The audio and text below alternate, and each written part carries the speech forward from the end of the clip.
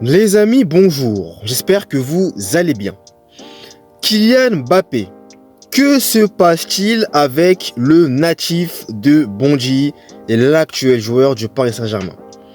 Parce que comme vous l'aurez constaté, ça fait déjà beaucoup de rencontres, notamment très importantes, dans lesquelles Mbappé n'est pas lui-même.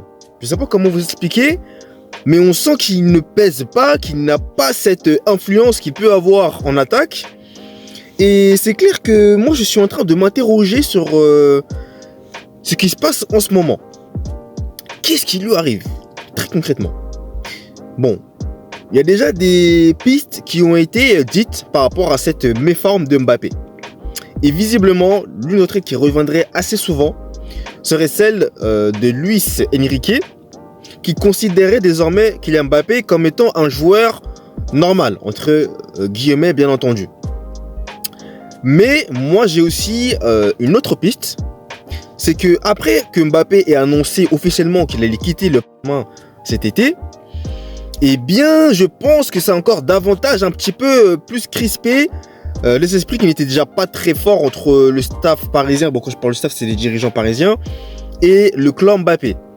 Donc Luis Enrique plus cela ferait un cocktail assez toxique qui handicaperait notamment les performances sur le terrain de Mbappé.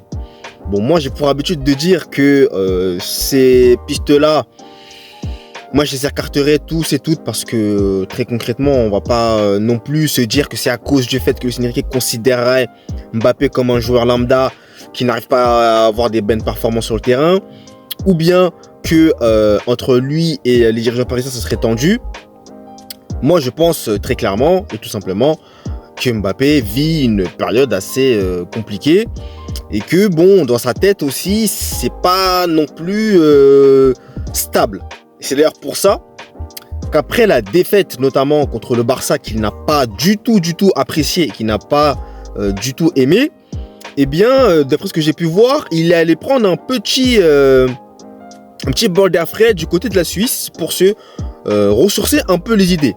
Espérons en tout cas que ça le permettra de trouver de l'inspiration pour le match retour qui aura lieu dès mardi au stade Montjuïc, bon comme vous voulez, face au Barça, qui est d'ailleurs en très bonne position puisqu'ils ont remporté la première manche. Mais tout ça pour vous dire que Mbappé n'est plus le Mbappé que j'ai l'habitude de regarder, de voir, qui porte une équipe sur ses épaules et qui est capable, avec son talent, de faire la différence à n'importe quel moment, même si son match est médiocre, faut quand même le dire, il a toujours autant ses qualités qui lui permettent de faire la différence à n'importe quel moment. Mais là, on a vraiment l'impression que si Mbappé est en dessous, le club parisien ne suit pas. Et très clairement, il faut revoir les matchs. Par vous-même, vous le verrez. Dès lors que Mbappé est en forme, tout va bien pour le club. J'ai d'ailleurs un exemple en tête. Contre Montpellier, où il met un triplé, l'équipe gifle Montpellier à l'extérieur 6-2. Et là, vous voyez, contre le Barça, il était en deçà. C'était Dembélé, littéralement, qui était aux commandes et qui avait les meilleures opportunités. Et bien, Paris a perdu, après avoir mené 2-1, a perdu 3-2. Donc c'est assez symptomatique de cela. Mais en soi, Mbappé reste tout de même, et je vais terminer là-dessus, un très grand joueur. Il fait partie et toujours partie des meilleurs joueurs du monde. Donc attention à ne pas l'enterrer très rapidement. Parce que oui, il a fait un très mauvais match contre le Barça au Parc des Princes. Il n'a pas été à la hauteur. Il y a pas mal de personnes qui ont été très dures avec lui. Après, maintenant, il connaît. Maintenant, c'est le jeu. Dès lors que tu n'es pas bon, il faut quand même le dire, clairement, de manière assez objective, bien entendu. Mais là, comme je vous disais, Mbappé, il aura un esprit revanchard. Donc les Barcelonais, préparez-vous. Mbappé, je pense qu'il ne souhaite pas être éliminé en quart de finale on va dire, on dirait pas sans doute, mais pour l'un de ses derniers matchs avec le Paris Saint-Germain en Champions League, je pense très clairement que Mbappé a envie d'offrir aux supporters parisiens un très bon départ. Donc attention au Barça. Mbappé aura vraiment une détermination accrue de se reprendre, puisqu'il est lui-même conscient qu'il a fait un match vraiment en dessous de ses standards. Donc pour conclure, cette fois-ci de manière définitive, le match retour entre le Barça et le Paris Saint-Germain, je pense qu'on va assister à des étincelles de folie. Je le pense et je le sens. Et je sens, et écoutez bien ce que je vous dis, que Mbappé va rayonner. De toute façon, il n'a pas le choix. Là, ça passe ou ça casse.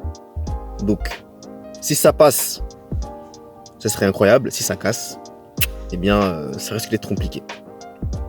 Donc, les amis, rendez-vous mardi prochain pour connaître la réponse et savoir si Mbappé va enfin renaître de ses cendres, bien entendu, et offrir au Paris Saint-Germain une place dans le dernier carré. Les amis, c'est donc la fin de cette vidéo.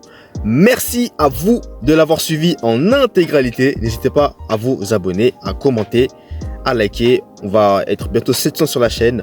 Merci à vous du fond du cœur du soutien que vous me procurez au quotidien. Ça me fait hyper plaisir. Un grand merci. Et nous, comme à mon habitude, on se retrouve dès la semaine prochaine, même dès dimanche. Déjà parce que les Leverkusen risquent d'être champions d'Allemagne s'ils gagnent dimanche contre le Werder Bremen de mémoire. Et nous, on se retrouve, si c'est le cas, on se retrouve dès demain et surtout la semaine prochaine pour les débriefs des matchs. Retour de la Champions League qui arrive à très grands pas. Restez à l'affût. Merci à vous d'avoir suivi la vidéo. Et je vous dis à la prochaine. Allez, peace!